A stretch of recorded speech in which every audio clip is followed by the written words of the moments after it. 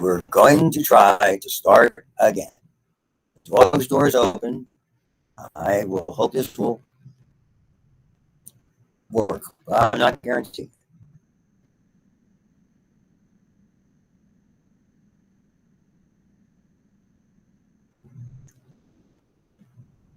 There it is.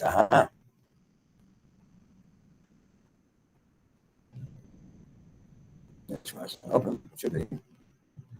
One second.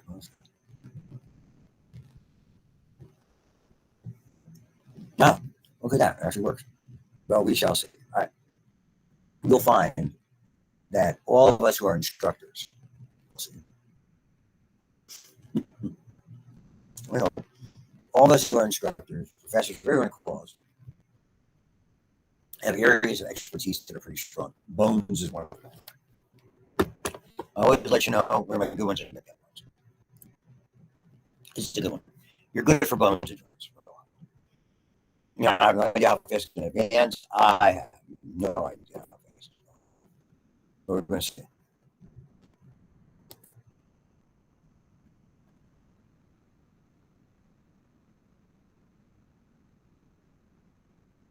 Making some progress. All right. We're sorry here. Very slow. I don't know why. Everything, initially, with limited exceptions, your bones form from cartilage.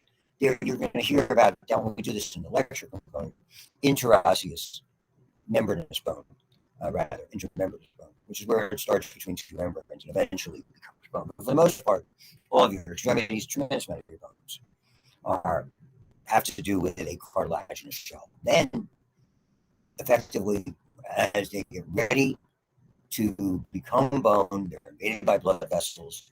The blood is toxic to cartilage, if you want to think of it that way. It begins to undergo a change because cartilage is avascular, bone is very vascular. So, what's cartilage? Highly resilient. We looked at it in connective tissues, molded, mostly water more than anything else, no blood vessels or nerves. It has a denser connective tissue, irregular, around it that holds its shape. We're all via diffusion is how it gets its nutrition. This is called perichondria. This will morph when it changes into bone into really the most important portion of bone.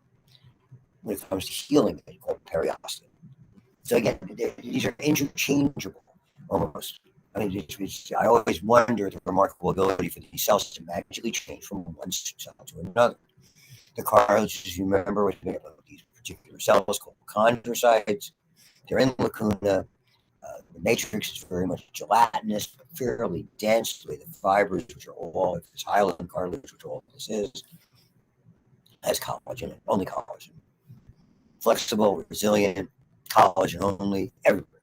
Joints, ribs, all the respiratory cartilage, all the nose, which is still respiratory. Again, elastic cartilage, we talked about it before. Two places, the ala of the ear and the epiglottis, and fibrocartilage, intervertebral discs, and pads, and the knee, and the menisci, etc. So, you see this illustration a whole bunch of times there, so you can look through it at your leisure.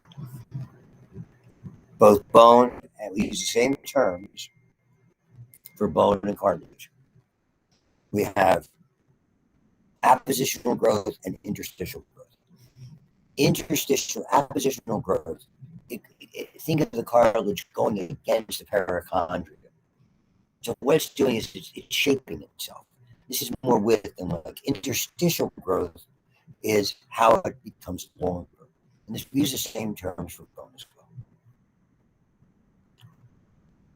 And typically the calcification is very much really, we look at which bones have become too ossified, it's a term we use about changing the bone, which ones whose growth plates, the areas where the cartilage is still there or disappeared. And forensically, that's used all the time to get age on the child, because the hallmarks are known. So hardened cartilage is not the same. We get calcified cartilage from damage. That's hardened, but it's not necessarily the same. It doesn't take the place of it. What do bones do? Yes, they support They encase, they protect all the vital structures. You're gonna. This is what really the lab portion is about. All of those areas where things attach to them, pull, tug, sit on them. Storage, principally calcium, but also phosphorus. A lot of different growth factors are part of it. Within the marrow itself is where all the blood cells, including platelets, white cells, red cells, are all formed. It's called a red bone marrow. It's all of your bones to start. Because it changes over time. Once you reach adulthood, the bones that have completed growing, it becomes yellow bone marrow, which is really a kind of fat storage, but that's really it's not like you go on a diet, you're going to, bones are going to use weight. I think they have no idea what they're talking about, but I digress. And there are some limited bones that continue to have some ability to still have red bone marrow. Those are particularly flat bones. The sternum is a very good one. The iliac crest, which is the upper portion of the hip bones, the upper portions of the shoulder and hip assembly as well. Sort of in that head neck area associated with the femur and the humerus. And they're interesting. I mean, obviously, it's implications surgically, but when we're looking to assess bone marrow, and we get to this in blood, one of the ways we do this is we do a bone marrow biopsy to assess anemia, blood cancers, multiple myeloma, all sorts of different things that are there. I've never had one done. I've seen them done on many occasions. It also produces something called osteocalcin, plays a role in insulin and glucose metabolic processes. We have name bones in the skeleton, which are 206. The 6 are easy because there's the 3 in each ear, which we'll get to with the ear. And this is really important. Everything is just talked about in the lab already. Axial and appendicular. Axial is your core. Head, neck, vertebral column, rib cage. Appendicular is everything else. And by convention, in other words, by agreement, the connectors, the girdles, the pectoral girdle, your shoulder assembly, the pelvic girdle, your hip assembly are part of the appendicular skeleton. So you'll see a lot of that terminology in illustration. When we study bones on how they work and how they grow and how they elongate, our poster child for that long bones, it has nothing to do with how long they are. The tip of your pinky is a long bone. Your femur is a long bone. So it's not about the size, it's about the shape. So they're longer than they're wide, and they all have the same characteristics. And nearly all the limb bones, with very, very limited exceptions, the kneecap off the top of my head, a few other bones similar to the kneecap.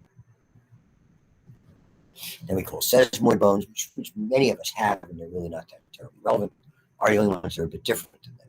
They're in the form of short bones. So they're sesamoidal bones, they form the tendons or muscles. The patella is a good example. We happen to have one on your wrist called pisiform, because it's shaped like a pea. Okay. There's some amount of variation. It really don't have a lot of implication.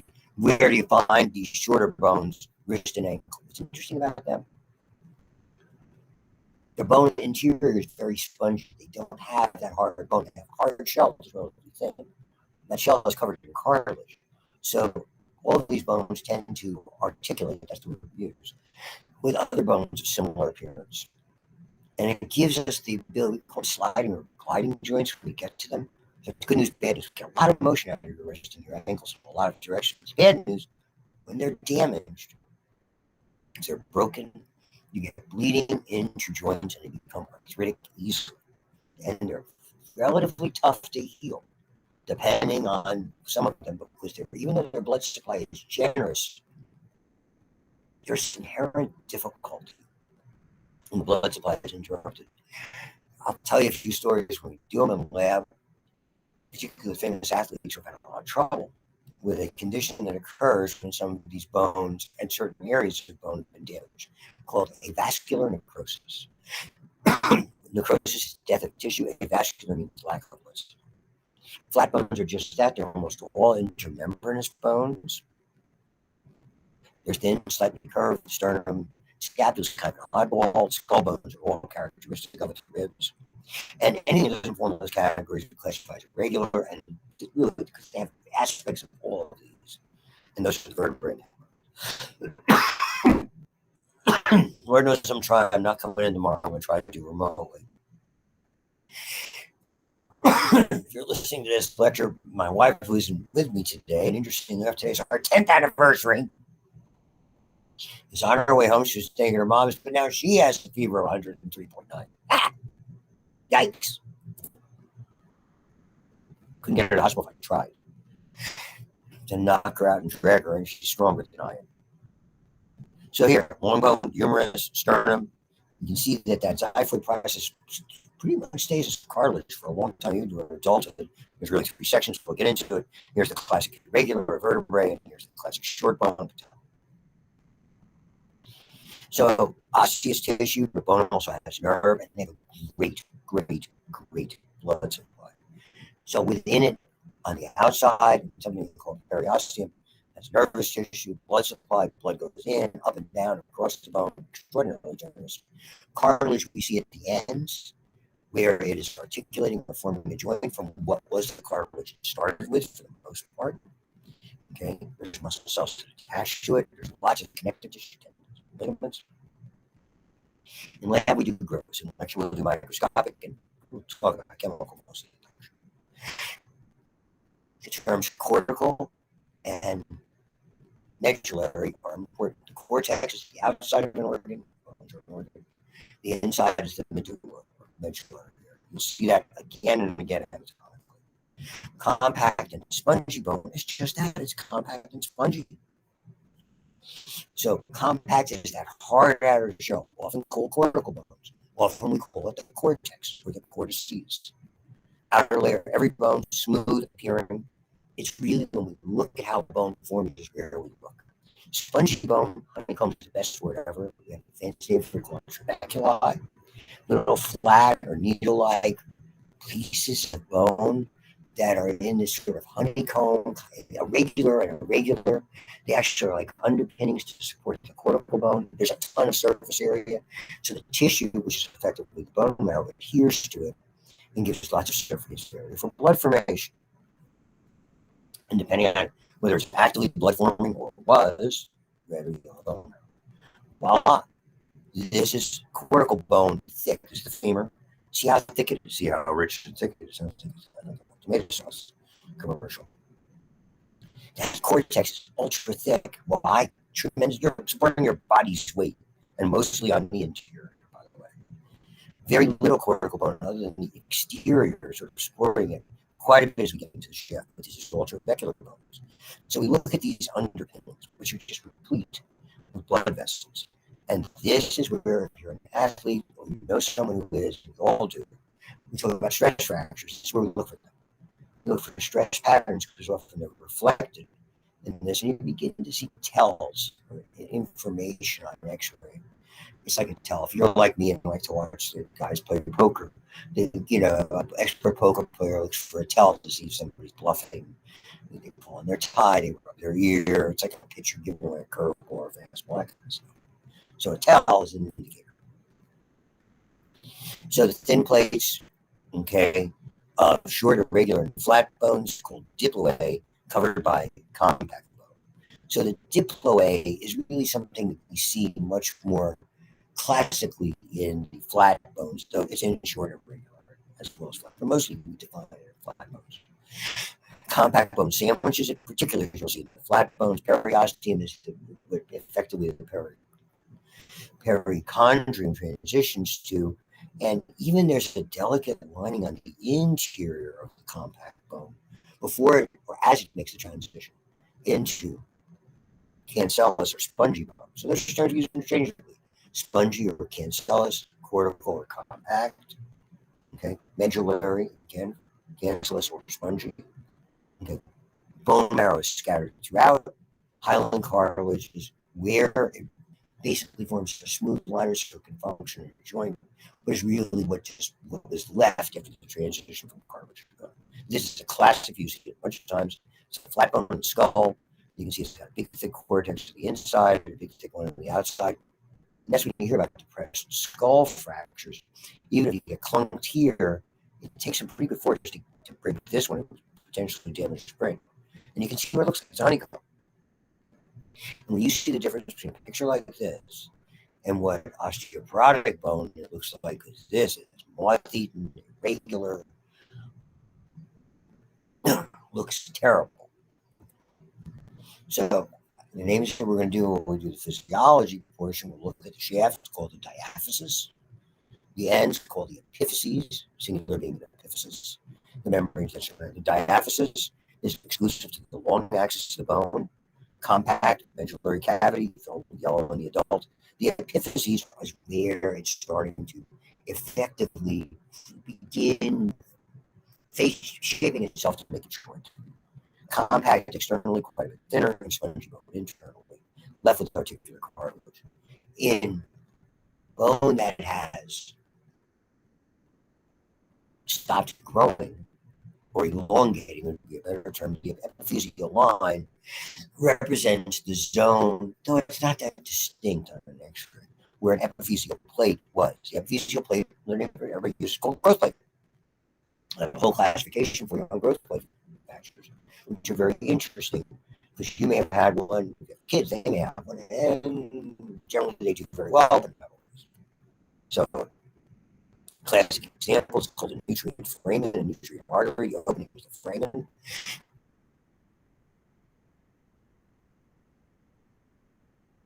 The artery, the big player, there's one. So here at the epiphyses, as well as the diaphysis, you can see the compact, you can see the medullary area, you can see this yellow bone marrow, this particular humerus. You take a little slice, we'll take a look at it in a bit. And what's great about bones is this. You have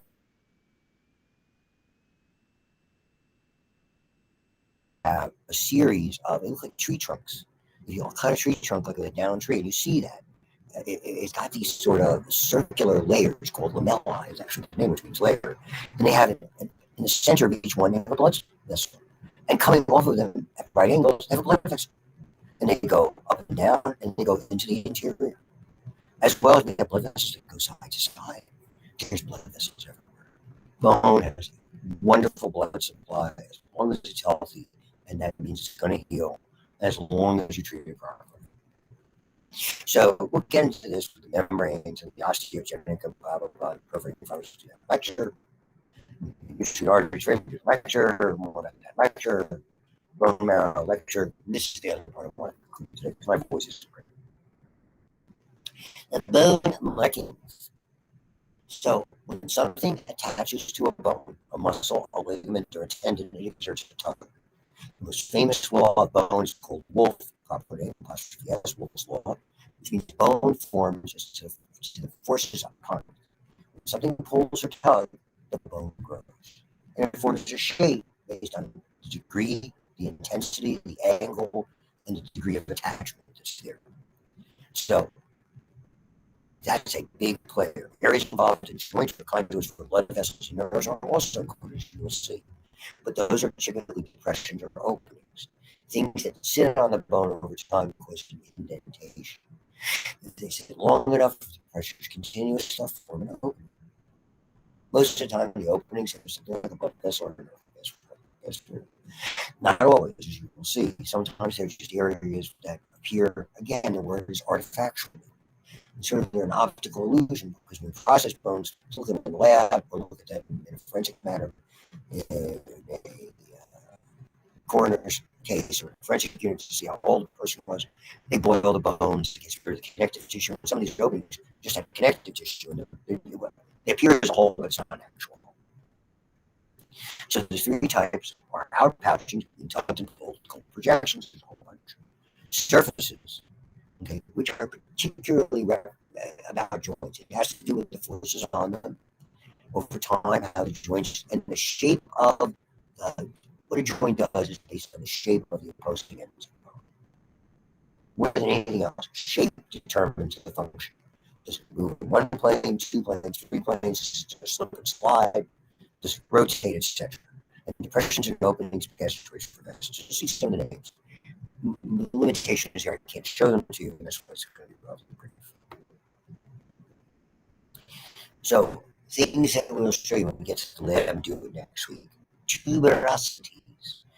Thoughtful. I'll bring bones in a little bit. I'll bring my tray of bones in on Wednesday for us. Tuberosities are large, rounded projections. That big bump on your knee when you do the knee jerk, just above it, where you hit the patellar tendon, that's called a tibial tuberosity. A lot of what you're sitting on, everybody, you're sitting on is the tuberosity. Crests, put your hands on your hips, you have to go that crest. So it's a narrow ridge, it's fairly proper. There's only two trochanters. They're only associated with the femur, and you have the greater and lesser trochanter. The lower extremities, you have big muscles and big bones, and you get big, easily identifiable structures. So very large, blunt, irregular shape, and it's only on the femur. Lines, lines. You're going to see, sometimes we sort of make them to call them lines. Anatomists do. It doesn't mean that they're actually there. So you're going to see, I'll show you some lines that are on there. The pelvic assembly, you have almost like a ridge or rim where you go from the upper pelvis into the lower portion of the pelvic area. So there's different kinds of lines that are there. It's like in the trochanter here. So if we're looking here, and in this case we're looking, interestingly enough, we're looking for the posterior aspect of the femur. Between the trochanters, there's line, intertrochanteric line. If you want to call it the crest or ridge, go with it. This is the official name. Why is that important? So glad you asked.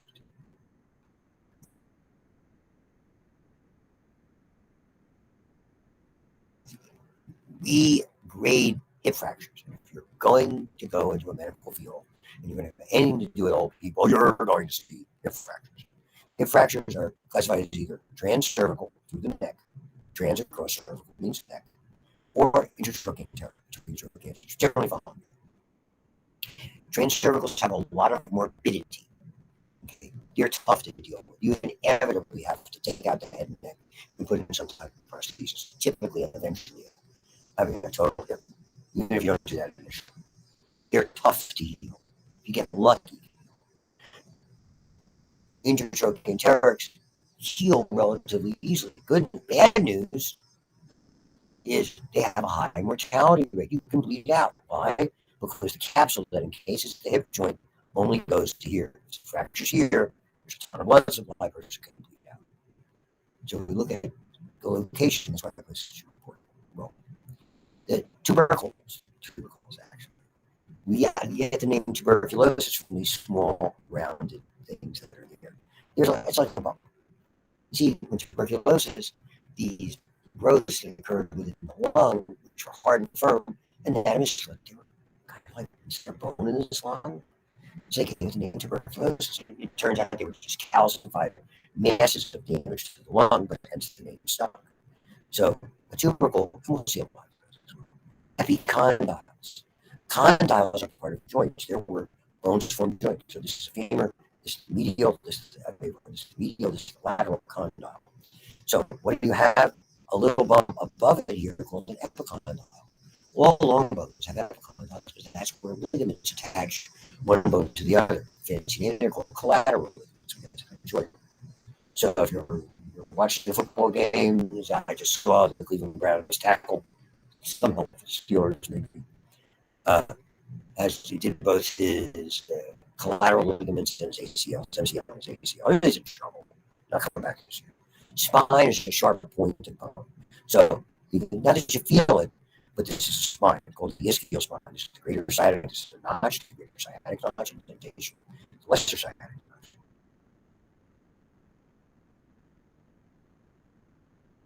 And the process is sort of a generic term. Almost done. Condyles I got to, rounded areas more or less that form a joint. This is called the mandibular condyle. This is on the mandible. And that goes into a notch called a temporomandibular notch. It forms an area of the temporal bone and mandible, and it forms a very famous mandibular joint.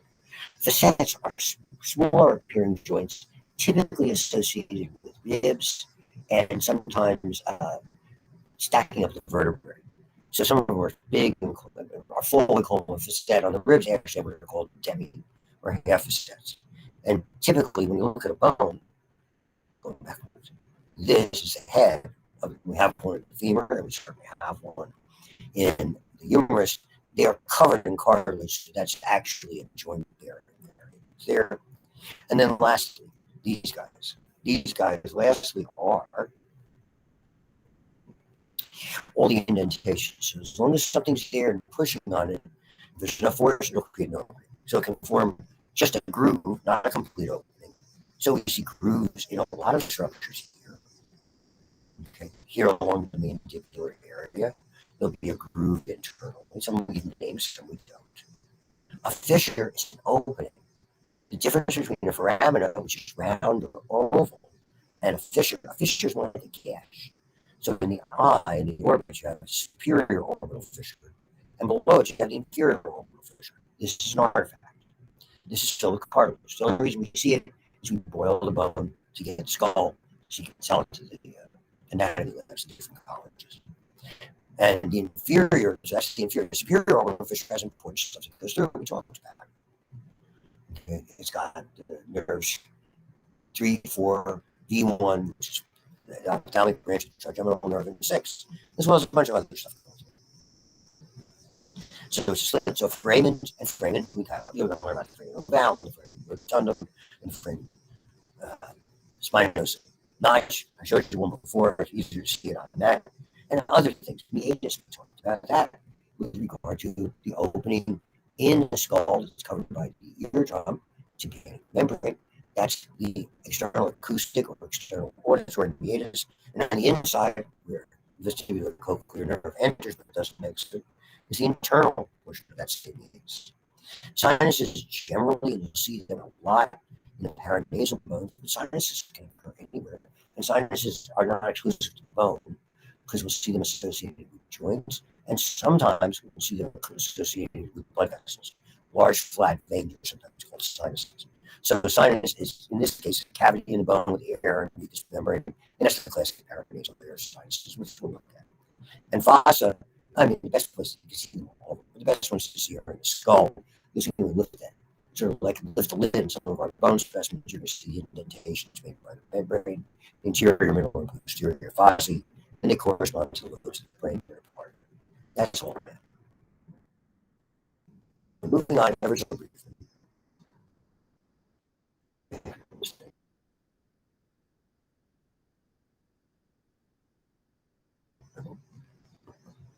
I'm awful.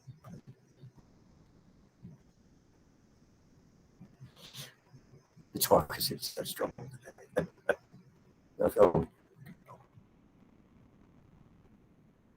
You all know I love the dog. Here. Slowly I advance.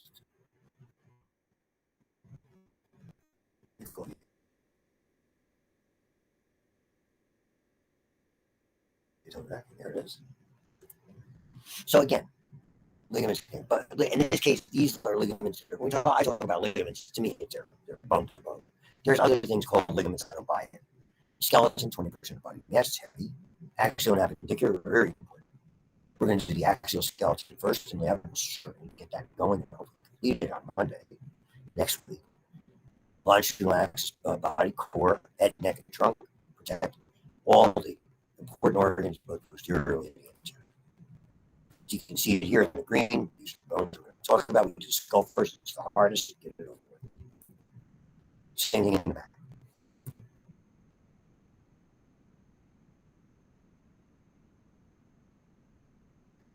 So we're going to look at all these bones, and you're going to see this is why it's so important to compartmentalize. So you have the skull.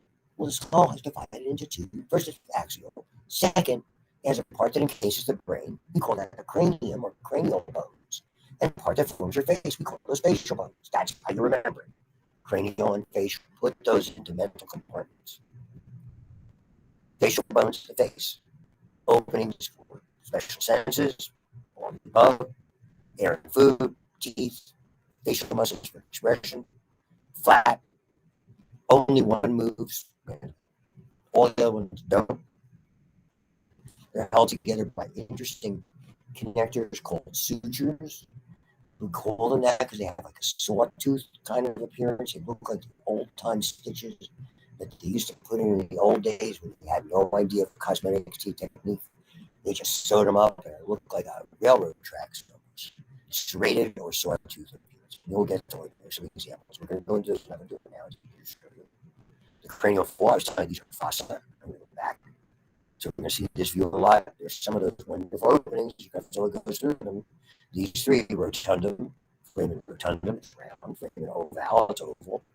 And this one is a lot smaller. It's called foramen spinosum. That's forms, stuff, all the different things that are part of it, the openings. It's got 85 named openings. We'll have 84. A good schematic, and we'll stop. So it doesn't pay for me to do that anywhere else. But lab where I can actually demonstrate and show you what I'm talking about. I apologize for the inconvenience, but understand I do appreciate how good it was of you to try to get it in and listen. Because it's not everybody who does that, and that speaks volumes. So